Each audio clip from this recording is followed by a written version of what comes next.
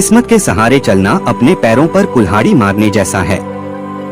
ऐसे लोगों को बर्बाद होने में वक्त नहीं लगता।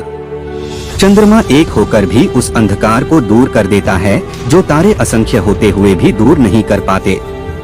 शिक्षा सबसे अच्छी मित्र है।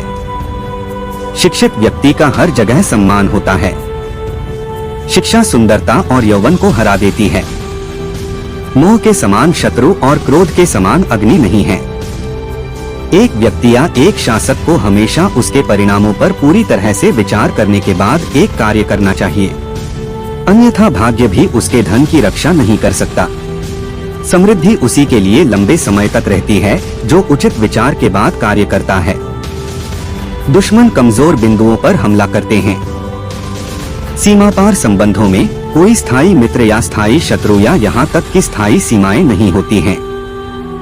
केवल स्थायी हित होते हैं और इन हितों की रक्षा के लिए सब कुछ किया जाना चाहिए। यदि एक राजा ऊर्जावान है तो उसकी प्रजा भी उतनी ही ऊर्जावान होगी। यह संसार एक कड़वा वृक्ष है। इसके दो ही मीठे अमृत समान फल हैं, एक मधुर वाणी और दूसरा सज्जनों की संगति। जो कुछ करने का विचार किया है उसे प्रकट न करो, परंतु बुद्धिमानी से उसे गुप्त रखो और उसे क्रियान्वित करने का निश्चय करो। उससे बचो जो तुम्हारे सामने मीठी बातें करता है लेकिन तुम्हारे पीठ पीछे तुम्हें बर्बाद करने की कोशिश करता है, क्योंकि वह जहर के घड़े के समान है जिसके ऊपर दूध होता है। जो ज्ञान की खोज में है उसे सुख की खोज छोड़ देनी चाहिए और जो आनंद की खोज में है उसे ज्ञान की खोज छोड़ देनी चाहिए। वह जो अपने परिवार के सदस्यों से अत्यधिक जुड़ा हुआ है भय और दुख का अनुभव करता है, क्योंकि सभी दुखों की जड़ आसक्ति है। इस प्रकार प्रसन्न रहने के लिए आसक्ति का त्याग करना चाहिए। ज्ञान को व्यवहार में लाए बिना खो जाता है। अज्ञानता के कारण मनुष्य खो जाता है। एक सेनापति के बिना एक सेना खो जाती है और एक स्त्री पति के बिना खो जाती है। वह किसी का तिरस्कार नहीं करेगा परंतु सबकी राय सुनेगा। एक बुद्धिमान व्यक्ति एक बच्चे की समझदार वाणी का भी उपयोग करेगा। प्राणों की हानि क्षण भर का दुख देती है परंतु अपमान जीवन में प्रतिदिन दुख लाता है। गरीबी, रोग, शोक, कारावास और अन्य बुराइयां स्वयं के पापों के वृक्ष के फल हैं।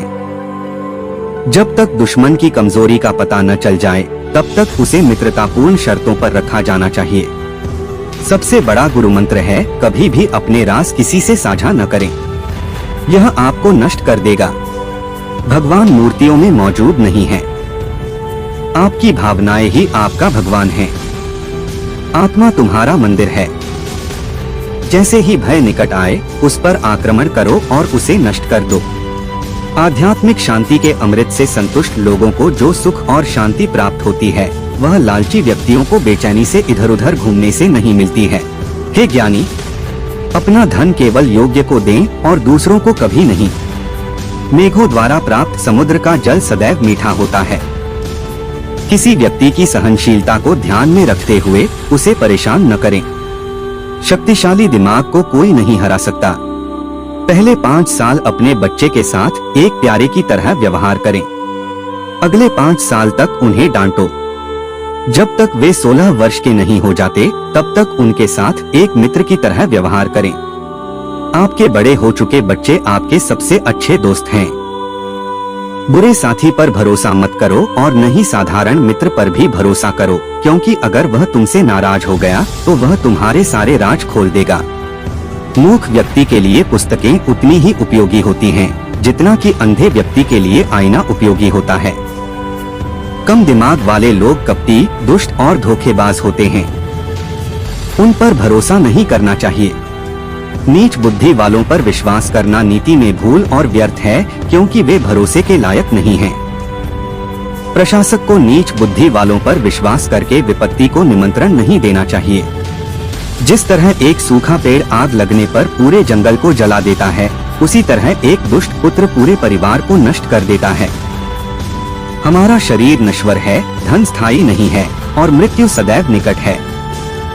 इसलिए हमें तुरंत पुण्य के कार्यों में संलग्न होना चाहिए। जो धन के लेन देन में, ज्ञानार्जन में, खाने में और व्यापार में लज्जा का त्याग करता है वह सुखी होता है। जिसका ज्ञान किताबों तक ही सीमित है और जिसका धन दूसरों के कब्जे में है वह जरूरत पड़ने पर न तो अपने ज्ञान का उपयोग कर सकता है और न ही धन का।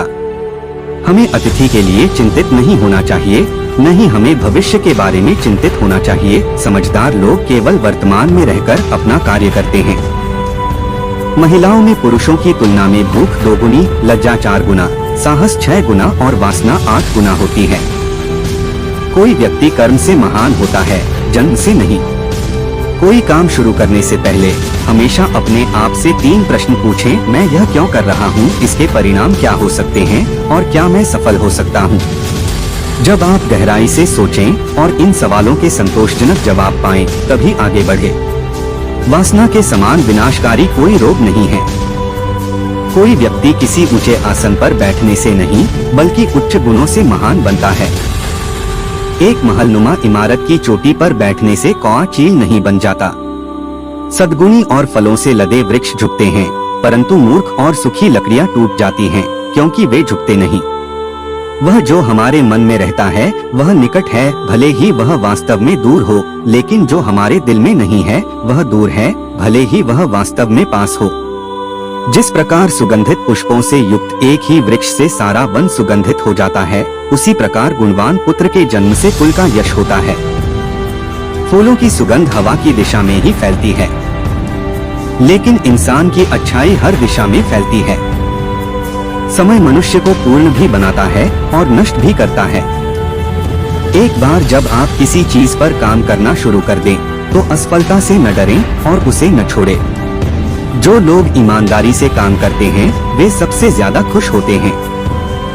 शेर से जो एक उत्कृष्ट बात सीखी जा सकती है वह यह है कि मनुष्य जो कुछ भी करने का इरादा रखता है उसे पूरे दिल और जोरदार प्रयास के साथ करना चाहिए।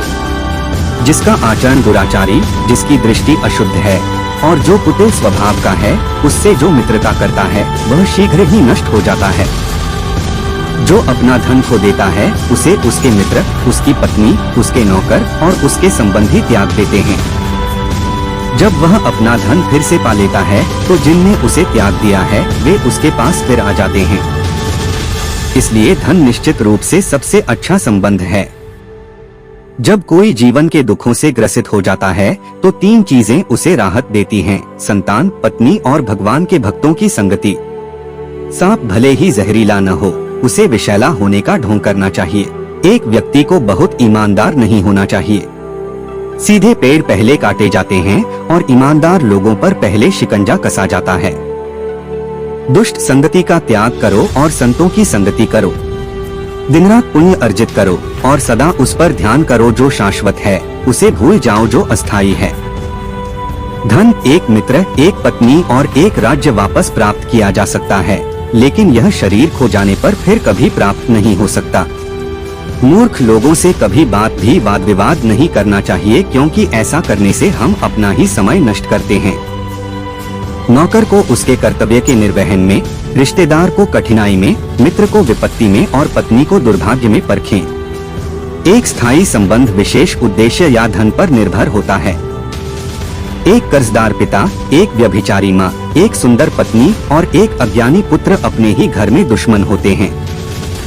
जो जन्म से अंधे हैं वे देख नहीं सकते, वैसे ही अंधे हैं वे लोग जो वासना की पकड़ में हैं।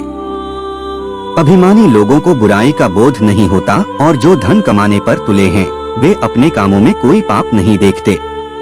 जिसका पुत्र उसका आज्ञाकारी है, जिसकी पत्नी का आचरण उसकी इच्छा के अनुसार है और जो अपने धन से संतुष्ट है, उसका स्वर्ग यही पृथ्वी पर है।